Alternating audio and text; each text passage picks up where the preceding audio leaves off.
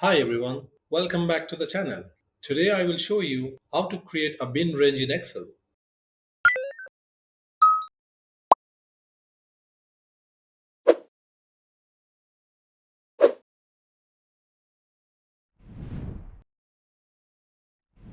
Creating a bin range means grouping numbers into intervals. This helps you see patterns in your data more clearly. For example, I have a simple data set where each student in column A is associated with an age in column B. Now, instead of looking at individual ages, you can group them into several ranges. That way, it's much easier to compare results. In this video, I will walk you through three different methods to create a bin range in Excel. Let's begin with the first method. First one is by defining the bin range manually and using the histogram tool in Excel. This method is best if you want full control over your intervals. Now, on the screen, in our sample dataset, the age of the students ranges from 12 to 42. We will use this data to decide our several intervals like 0 to 19, 20 to 29, and so on. And we will also list the upper limits for each intervals in a separate column C, such as 19, 29, and so on. Now, I have already named the column C as bin limit and D as bin ranges. And in column D, I have already put the ranges like 0 to 19 for the first group, 20 to 29 for the second one, 30 to 39 for the third group, and 40 to 49 for the fourth one. Now, depending on these bin ranges, I have already listed the upper limits for each range in column C, starting at C2 down to C5. Now, while you type this, make sure they are in ascending order. These numbers represent the upper limits of each group. Now, we need to enable the data analysis ToolPak. First, go to the Data tab, go to File, then choose Options, then click on Add-ins from here. Now, at the bottom, from this drop-down, choose Excel Add-ins and click Go. Then, tick the box for Analysis ToolPak and press OK. Now, go to the Data tab again.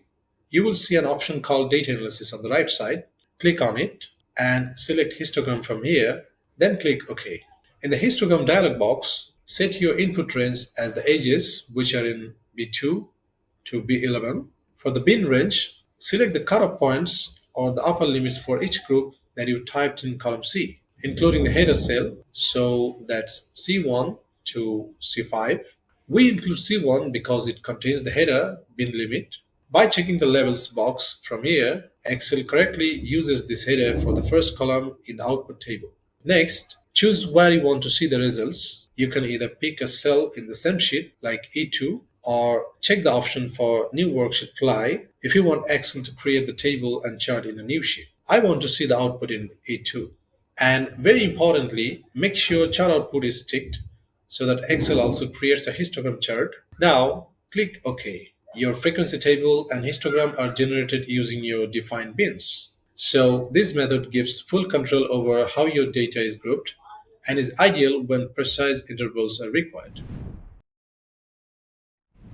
Now, the second method is using Excel's built-in histogram chart for automatic binding. This method is perfect if you don't need very precise control over your bin range intervals. Excel will automatically group your data into ranges and give you a quick visualization. It's great for fast analysis or just exploring how your data is distributed. Let's see how it works step by step. First, select the age values from the cells B2 to B11, but don't include the header. Next, go to the Insert tab. From there, click Insert Statistic Chart and then choose Histogram.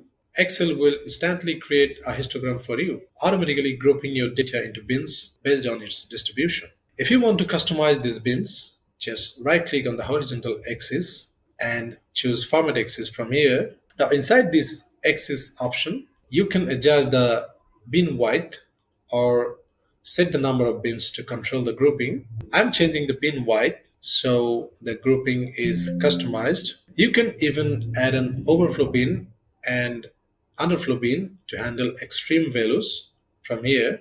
So that's it. This method is beneficial when you want to explore your data quickly or you need a quick visualization. Finally, let's look at the third method. Using the frequency function, to create bins and count data. This method is completely formula based, so you don't need to insert any chart. Instead, Excel calculates how many values fall into each interval and gives you a clean summary table. It's especially useful if you want a structured dataset or if you are working in an older version of Excel that doesn't have the built-in histogram chart. Here's how you can do it. First, create a column with your bin upper limits. I have already created the column and named it as bin limit. And in cells C2 to C5, you need to enter the cutoff points for each bin range, which are 19, 29, 39, and 49. Also, there is another column for the bin ranges. I have put the bin ranges here. Now, we are going to find out how many students fall under this range. Let's name this column as bin count.